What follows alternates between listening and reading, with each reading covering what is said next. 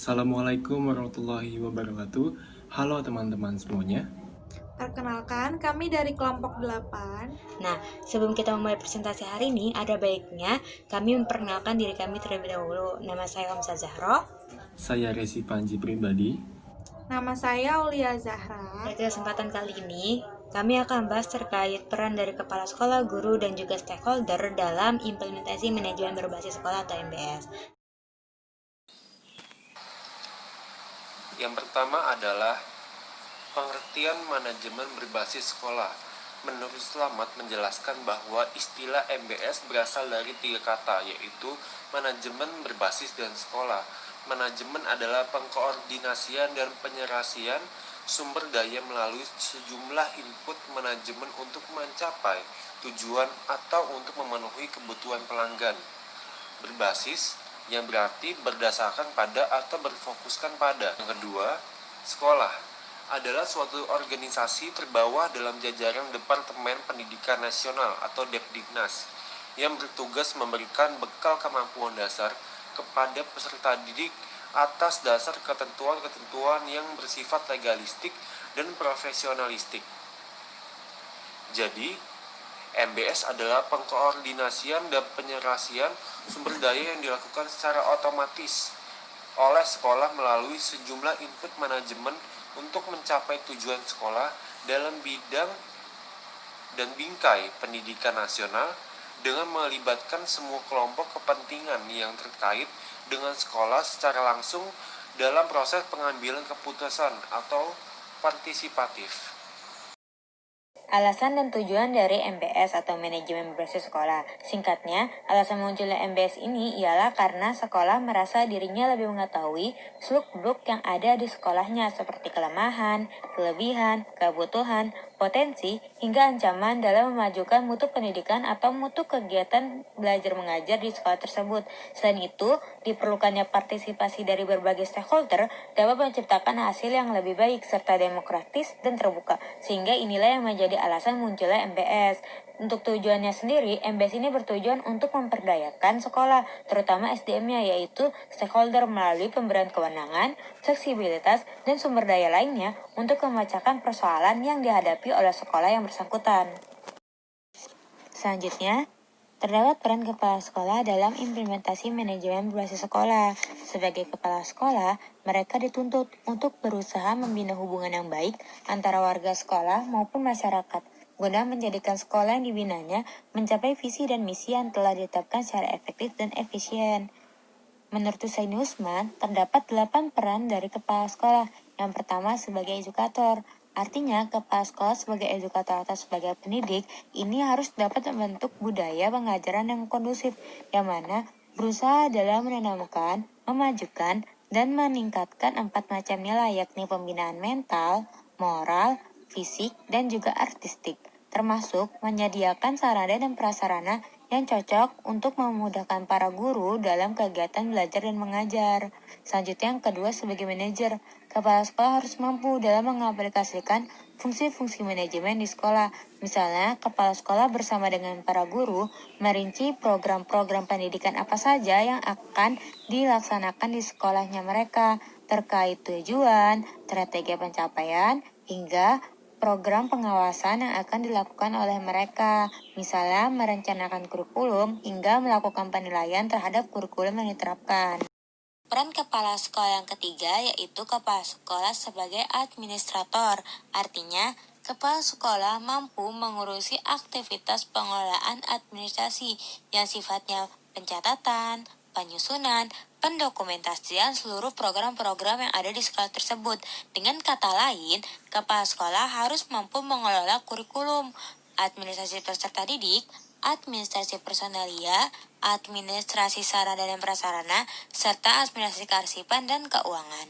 Peran yang keempat, kepala sekolah sebagai supervisor atau pengawas. Artinya, kepala sekolah mampu memberikan binaan baik terhadap pertumbuhan pribadi dan profesi melalui pengawasan untuk memberikan pelayanan dan bantuan dalam mengembangkan situasi belajar mengajar yang kondusif yang dilakukan oleh guru di kelas untuk meningkatkan kualitas kegiatan belajar mengajar yang ada di kelas.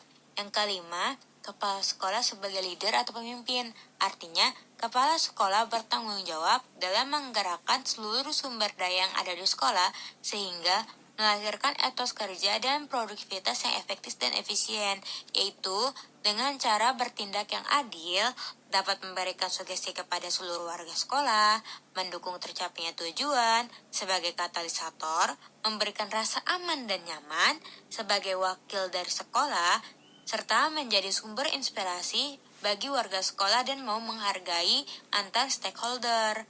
Yang keenam, peran kepala sekolah sebagai entrepreneur atau wirausaha, artinya kepala sekolah dapat menciptakan inovasi yang berguna dalam mengembangkan sekolahnya tersebut, dalam mengelola kegiatan jasa sebagai sumber belajar siswa. Peran kepala sekolah yang ketujuh yaitu kepala sekolah sebagai motivator.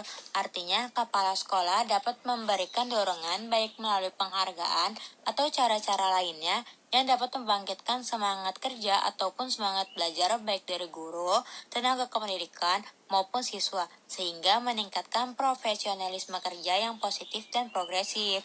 Peran kepala sekolah yang terakhir yaitu kepala sekolah sebagai klimator atau pencipta iklim kerja.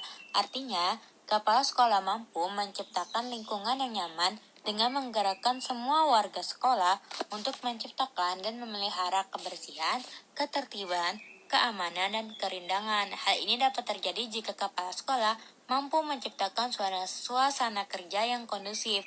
Budaya iklim kerja yang kondusif inilah yang memungkinkan seluruh warga sekolah lebih termotivasi untuk menciptakan kinerja yang lebih unggul, serta upaya untuk peningkatan kompetensi secara terus-menerus. Selanjutnya adalah peran guru dalam implementasi MBS. Yang pertama ada peran guru dalam proses belajar mengajar, yaitu ada guru sebagai demonstrator, pengelola kelas, guru sebagai mediator dan fasilitator, dan guru sebagai evaluator. Yang kedua, peran guru dalam administrasi.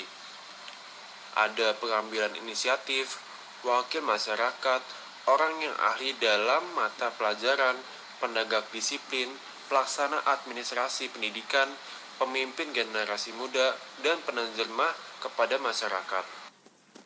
Yang ketiga, peran guru secara psikologis. Poin pertama, ahli psikologis pendidikan, yaitu melaksanakan tugasnya dengan dasar prinsip-prinsip psikologis. Yang kedua, seniman dalam hubungan antar manusia. Yang ketiga, pembentuk kelompok, yaitu sebagai jalan atau alat pendidikan. Yang keempat, catalytic agent. Nah, di sini yang artinya berpengaruh dalam pembaharuan dalam pembelajaran. Yang kelima, petugas kesehatan mental, yaitu bertanggung jawab terhadap pembinaan mental siswa-siswinya di kelas. Selanjutnya adalah pengertian stakeholders pendidikan. Kelembagaan yang dianjurkan dibentuk untuk meningkatkan peran serta masyarakat dalam memajukan pendidikan. Menurut Undang-Undang Nomor 20 Tahun 2003, Pasal 56 adalah berupa Dewan Pendidikan dan Komite Sekolah. Ketua dan anggota kedua lembaga tersebut dapat digolongkan sebagai stakeholder. Menurut Freeman, yang mendefinisikan stakeholder sebagai kelompok atau individu yang dapat mempengaruhi dan atau dipengaruhi oleh suatu pencapaian tujuan tertentu. Stakeholder di pendidikan dapat diartikan sebagai orang yang menjadi pemegang dan sekaligus pemberi support terhadap pendidikan atau lembaga pendidikan. Dengan perkataan lain, stakeholder adalah orang-orang atau badan yang berkepentingan langsung atau tidak langsung terhadap kegiatan pendidikan di sekolah. Pemetaan stakeholder pendidikan. Mengapa pemetaan stakeholder menjadi penting? Dalam manajemen sebuah pendidikan atau lembaga pendidikan, stakeholder adalah sebuah indikator untuk menentukan mutu dan atau layanan lembaga pendidikan. Lembaga pendidikan memiliki berbagai macam stakeholder, maka dalam pemetaan atau pembagiannya akan dikenal stakeholder primer, sekunder, dan tersier. Stakeholder utama merupakan stakeholder yang memiliki keterlibatan secara langsung dengan suatu kebijakan pendidikan. Mereka harus ditempatkan sebagai penentu utama dalam proses pengambilan keputusan. Yang dimaksud di sini adalah contohnya pemerintah. Selanjutnya, stakeholder pendukung atau sekunder. adalah stakeholder yang memiliki keterkaitan langsung dalam pendidikan dan menjadi pelaku dalam mengimplementasikan kebijakan dari stakeholder primer.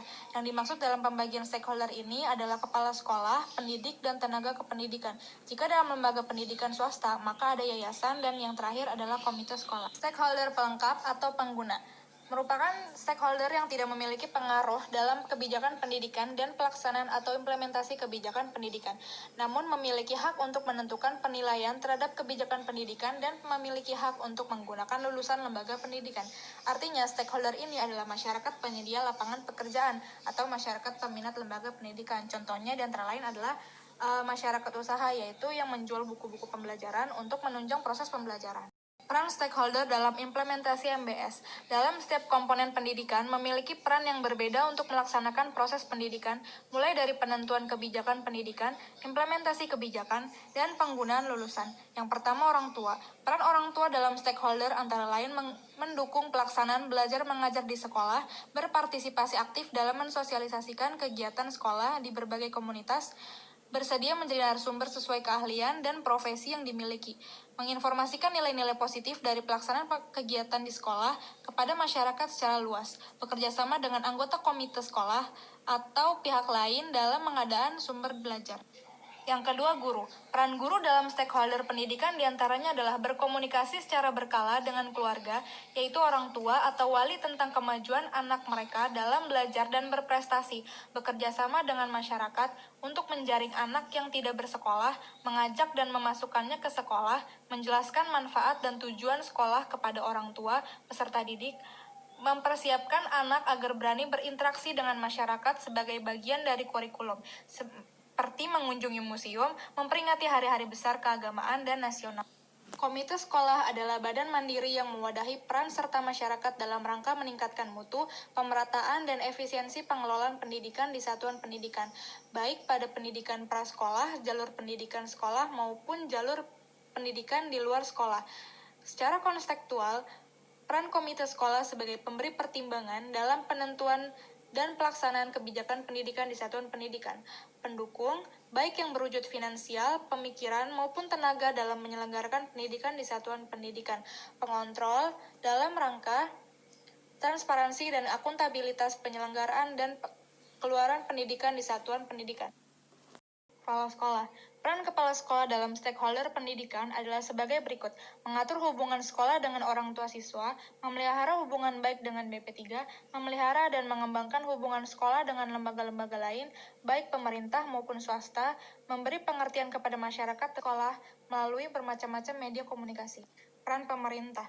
Peran negara dalam dunia pendidikan dilaksanakan oleh pemerintah didasarkan pada Undang-Undang 1945, disebutkan bahwa setiap warga negara berhak mendapat pendidikan, setiap warga negara wajib mengikuti pendidikan dasar, dan pemerintah wajib membiayainya. Pemerintah wajib mengusahakan dan menyelenggarakan satu sistem pendidikan nasional yang meningkatkan keimanan dan ketakwaan serta akhlak mulia dalam rangka mencerdaskan kehidupan bangsa yang diatur dengan undang-undang. Negara memprioritaskan anggaran pendidikan sekurang-kurangnya 20% dari anggaran pendapatan dan belanja negara, serta dari anggaran pendapatan dan belanja daerah untuk memenuhi kebutuhan penyelenggaraan pendidikan nasional. Masyarakat usaha. Selain masyarakat sukarela, banyak juga masyarakat yang mempunyai tujuan mengambil manfaat dari dunia pendidikan. Para penerbit buku, usaha kursus, penyedia alat pendidikan, dan pengusaha-pengusaha lainnya. Kelompok ini juga perlu difasilitasi, bahkan jika perlu dibangkitkan kesadarannya bahwa selain sebagai lahan penghidupan, dunia pendidikan juga memerlukan kesetiakawanan yang dapat memperbaiki kualitas maupun kuantitas pelayanan pendidikan. Untuk itu, pendekatan usaha terhadap dunia pendidikan adalah bersifat mendukung, tidak hanya sekedar memeras dan menjadikan layaknya komoditas. Sekian dan terima kasih. Kurang lebihnya mohon maaf. Wassalamualaikum warahmatullahi wabarakatuh. Terima kasih.